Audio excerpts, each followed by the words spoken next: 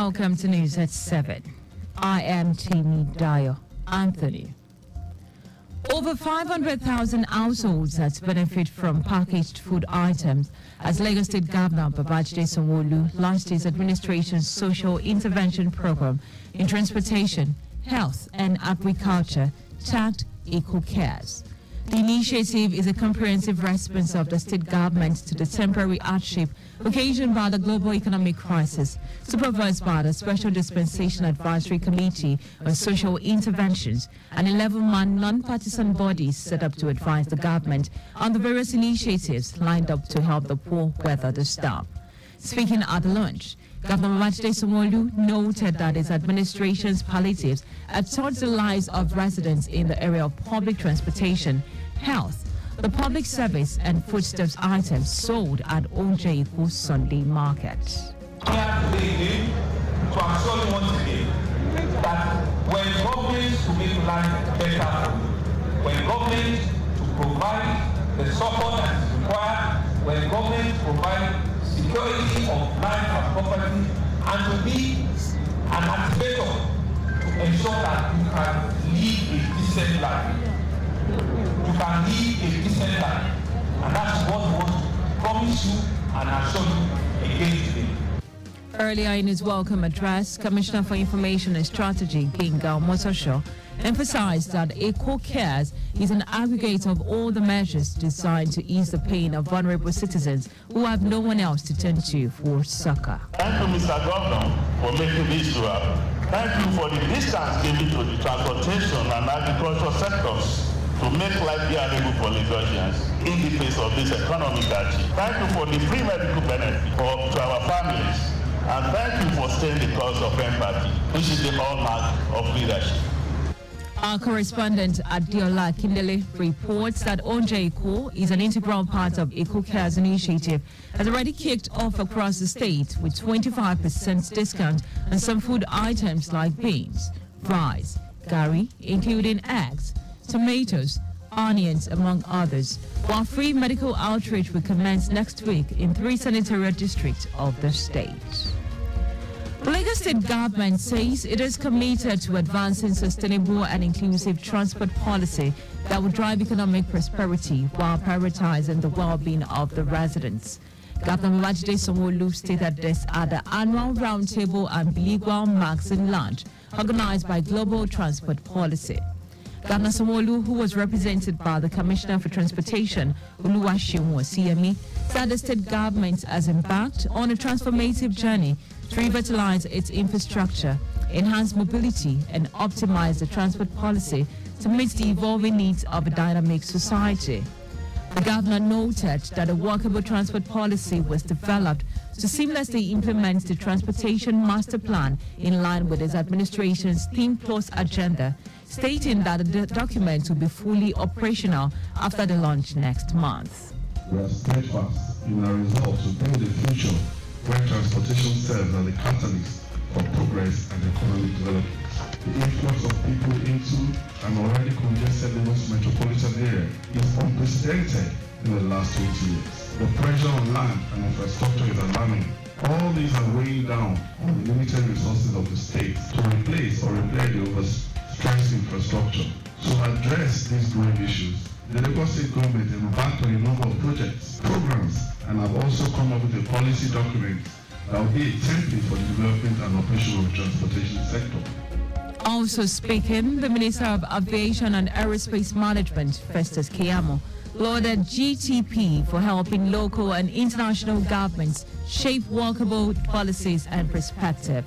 Keyamo, who was represented by the Director of Special Duties, Federal Airport Authority of Nigeria, FAN, pledged commitment to ensuring that the sector is modern, efficient, and environmentally sustainable and inclusive. On his part, the Chief Consultant, Global Transport Policy, Segun Musa, said the roundtable was born out of the need to develop holistic transport policy that would address the challenges facing the transportation sector and supply chain. I've realized most of the challenges we're having in the transport industry, and there is need for us to start a conversation that will address most of these challenges. And we cannot do it alone as a state actor. We have to bring government because they are the one to formulate the policy. Ours is to give direction as the actor in the industry, and that's what informed the bringing up of a magazine that will not only address our challenges, but will also give us the opportunity, the ample opportunity to see what is happening in other parts of the world. Highlights of the roundtable event include panels, sessions, presentation on multimodal system of transportation by Dr. Albany Igwe, and launching of the GTP magazine. The Lagos State government has urged procurement officers to implement standard procedures and digitalization to enhance effective service delivery. Director General, Lagos State Public Procurement Agency, Fatai Iduwo-Nofowota, said that this during the first capacity building workshop for Association of Public Procurement Practitioners of Nigeria, APPO, Lagos State Chapter, with the theme, Optimizing Efficiency, the Practicality of Public Procurement Processes. Onofowota said the body is saddled with the responsibility of mitigating any risk that could hinder the assessment of products, services, suppliers, and negotiating contracts. They have to be deliberate. Many times they need to seek help from wherever, from their colleagues, from other stakeholders. They should rise from their desk and seek help. Because what we are interested in is results. Because there are so many efforts that goes into results, but they should not consider the effort, but more focused on the results. Instead they get to the result, they should not stop. That it may require them to be nicknamed as troublesome people, but if it's going to lead them to achieve their result, they should always be deliberate and pursue results all the time. They should remain focused. They should always have their focus on the bigger picture. Earlier in a welcome address, APPON Chairman, Lagos State Chapter, Olawale Charity, said the workshop aims to build connection, fostering collaboration and inspiring changes among the public procurement officers across the state. Public procurement plays a vital role in delivering essential services and infrastructure that align with the overall objectives of the organization. However, the process can be complex, cumbersome, and often marred with bureaucracy. This workshop is aimed to explore the practical aspects of public procurement, sharing best practices and innovative solutions to overcome the challenges.